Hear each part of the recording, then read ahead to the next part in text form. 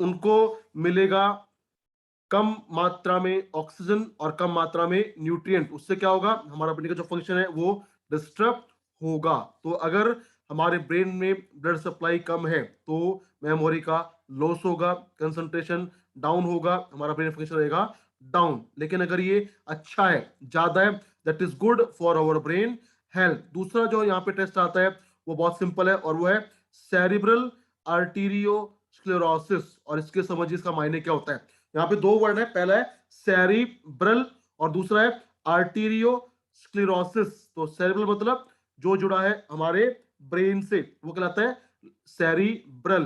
दूसरा है आर्टीरियो मतलब हमारी आर्टरीज या धमनियां। और तीसरा है स्क्लेरोसिस यानी कि प्लेक फॉर्मेशन, रुकावट आम भाषा में, या कहें ब्लॉकेज। तो ये टेस्ट, ये रिपोर्ट बताता है कि हमारे ब्रेन के अंदर जो आर्टरीज, जो धमनियां खून लेके जाती हैं, उनके अंदर प्लेक की वजह से क्या कोई ब्लॉकेज हो सकती है या नहीं।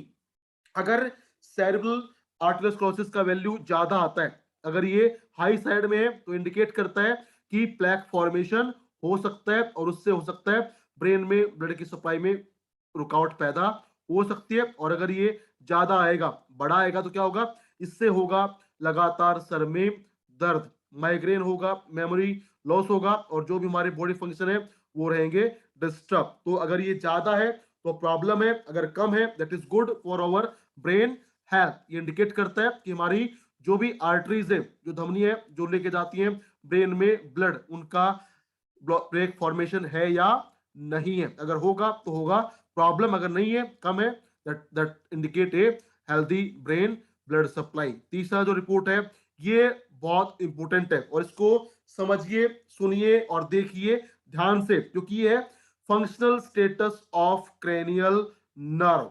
Functional status of cranial nerve. और यहाँ पे बात करें क्रेनियल नर्व का, तो सबसे पहले मैं जानना चाहता हूं क्या आपको कोई आइडिया है कि क्रेनियल नर्व क्या होती है या वो हमारी बॉडी में क्या फंक्शन करती हैं। What are cranial nerve. Cranial nerves क्या होती हैं, उनके हमारी बॉडी में फंक्शन क्या होते हैं। अगर आप मुझे सुन पा रहे हैं और आपको कुछ आइडिया है कि ये क्या होती है और क्या काम करती है, प्लीज रिप्लाई मी, क्योंकि ये हमारे पूरे बॉडी के लिए, पूरी बॉडी के फंक्शन के लिए होता है बहुत ही इंपॉर्टेंट, बहुत ही जरूरी। तो अगर बात करें हम क्रेनियल नर्व का, तो हमारी पूरी बॉडी के अंदर होती है कुल मिला के टोटल 12 प्रकार की क्रेनियल नर्व।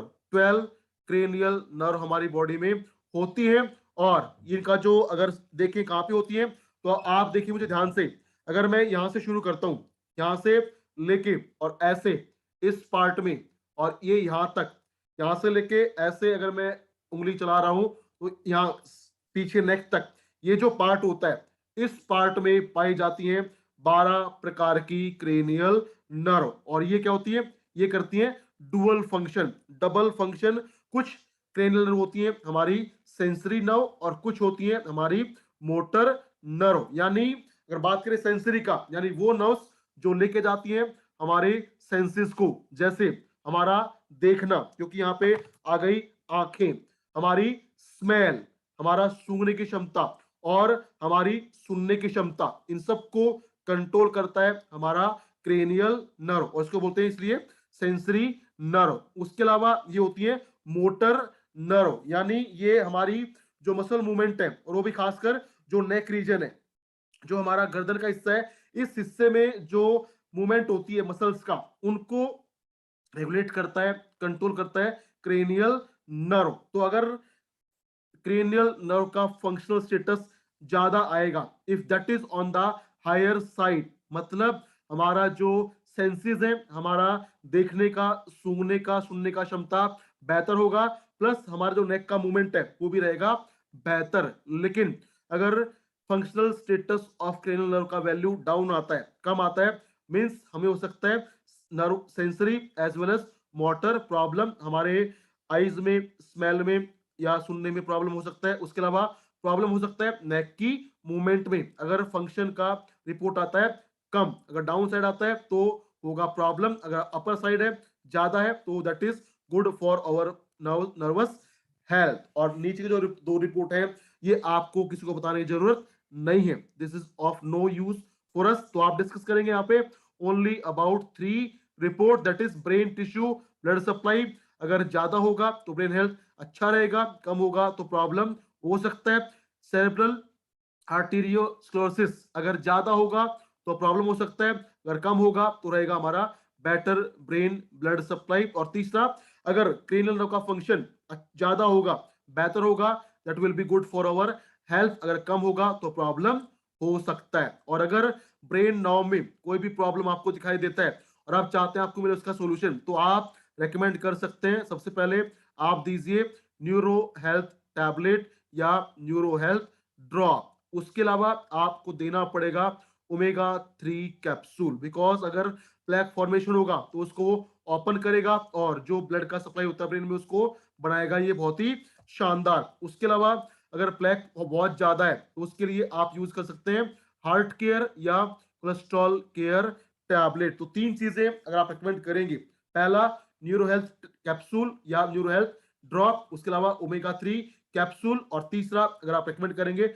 हार्ट केयर या कोलेस्ट्रॉल केयर, तो जो हमारा ब्रेन नर्व का फंक्शन है वो और भी शानदार और भी बेहतर होगा। हमारी मेमोरी बढ़ेगी, कंसंट्रेशन बढ़ेगी, जो ब्लड का सप्लाई ब्रेन में वो अच्छा रहेगा, और जो भी हमारी सेंसेस है वो करेंगी बेहतर काम। सो this is all about brain nerve function analysis report card. अब हम आगे बढ़ते हैं और बात करते हैं अब अपने नेक्स्ट रिपोर्ट के बारे में जो है हमारे सामने, और वो है just a minute, that is lung function analysis report card. और ये लंग फंक्शन की बात करें तो लंग्स के लंग्स है हमारी बॉडी का वो ऑर्गन, वो अंग जो हम जो भी सांस लेते हैं उस सांस में, उस हवा में जो भी ऑक्सीजन होती है उसको ये पकड़ के रखने में हेल्प करता है। और लंग्स की जो ओपनिंग होती है उनको बोलते हैं एल्वियोलाई, और वो एल्वियोलाई क्या होती है, हमारे ब्लड में डिसॉल्व करती हैं ऑक्सीजन को, जिससे हमारा जो हेल्थ है वो बेहतर रहता है। तो अगर किसी को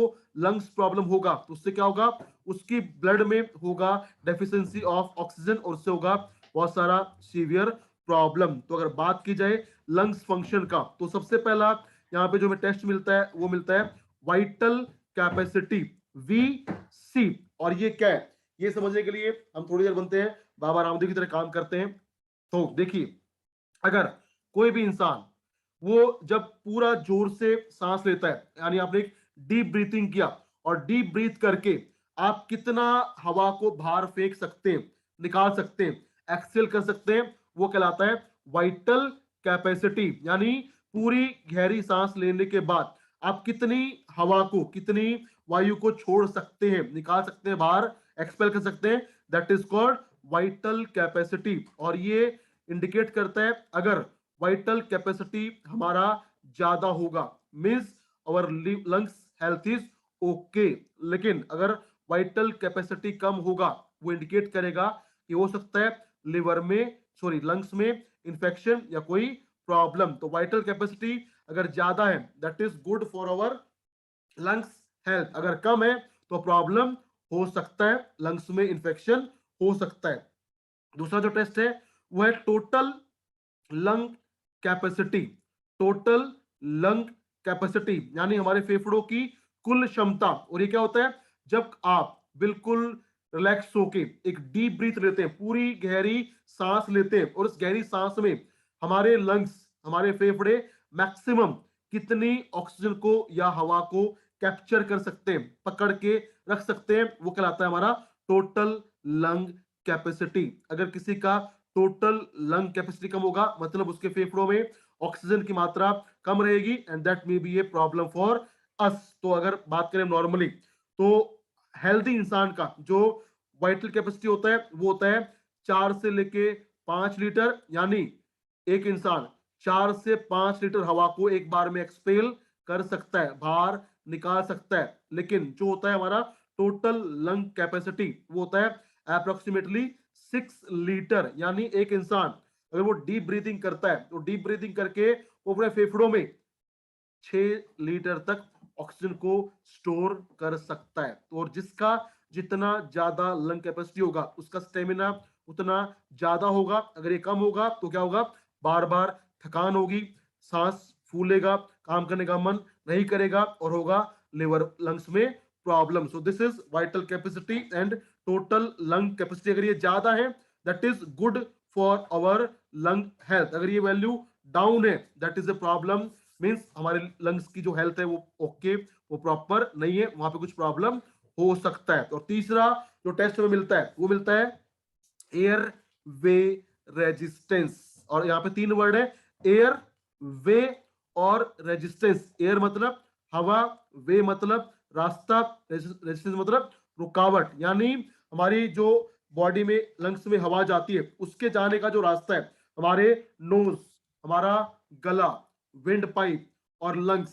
अगर वहां पे कहीं पे भी रुकावट होगा that will represent airway resistance. यानी हवा के रास्ते में अगर कोई रुकावट होगी that is called air way resistance. और अगर ये ज्यादा होगा, अगर रुकावट ज्यादा होगी तो हमारे लंग्स तक ऑक्सीजन हवा कम पहुंचेगी और that will be a sign of problem. और आमतौर पे जब किसी को होता है प्रॉब्लम ऑफ साइनस या गले में विंड पाइप में इंफेक्शन या होता है अस्थमा प्रॉब्लम, उसमें हो जाता है ज्यादा एयरवे रेजिस्टेंस. अगर ये ज्यादा होगा तो हवा को लंग तक पहुंचने में दिक्कत आएगी और परेशानियां बढ़ सकती हैं. अगर ये कम होगा means our airway passage is clear, that is okay. और चौथा जो रिपोर्ट है that is most important for our lungs function, और ये है आर्टीरियल ऑक्सीजन कंटेंट. और इसके बारे में आपने बहुत सुना होगा. आज से करीबन 9 महीने पहले जब आया था सेकेंड वेव ऑफ कोरोना, उस टाइम पे ये वो फैक्टर था जिसकी वजह से इंडिया में या पूरे वर्ल्ड में हुई सबसे ज्यादा मौतें. ये क्या है?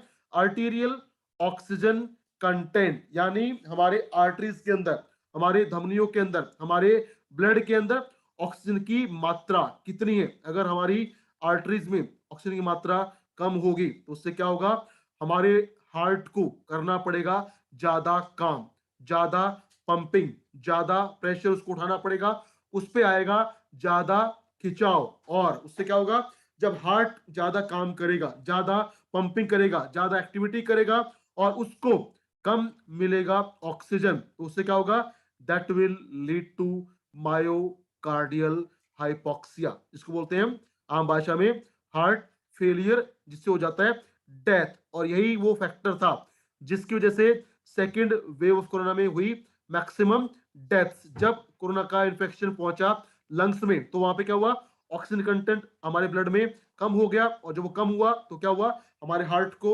ज्यादा काम करना पड़ा, उसको सपोर्ट नहीं मिला और हो गया मायोकार्डियल हाइपोक्सिया. तो अगर आर्टीरियल ऑक्सीजन कंटेंट कम है that is a symptom, that is sine of big problem. उससे हमारा लंग्स और हमारा हार्ट दोनों प्रभावित हो सकते हैं. अगर आर्टीरियल ऑक्सीजन कंटेंट ज्यादा है, हाई साइड में, that is good for our lungs and heart health. So this is all about lung function analysis report card. और लंग्स के अंदर कोई प्रॉब्लम आपको दिखाई देता है, कोई भी फंक्शन डाउन है, उसको बढ़ाने के लिए आप यूज करवाइए सिल्वर प्लस, ताकि इन्फेक्शन खत्म हो सके. उसके अलावा आप एड ऑन कीजिए हिमालयन बेरी जूस, या अगर किसी को है प्रॉब्लम ऑफ अस्थमा, उसको सांस की दिक्कत है, एयरवे रेजिस्टेंस ज्यादा है, तो आप दे सकते हैं उसको एंटी पोल्यूशन ड्रॉप और कीवा स्वासरी सिरप. उसके अलावा आप दे सकते हैं गैनोडर्मा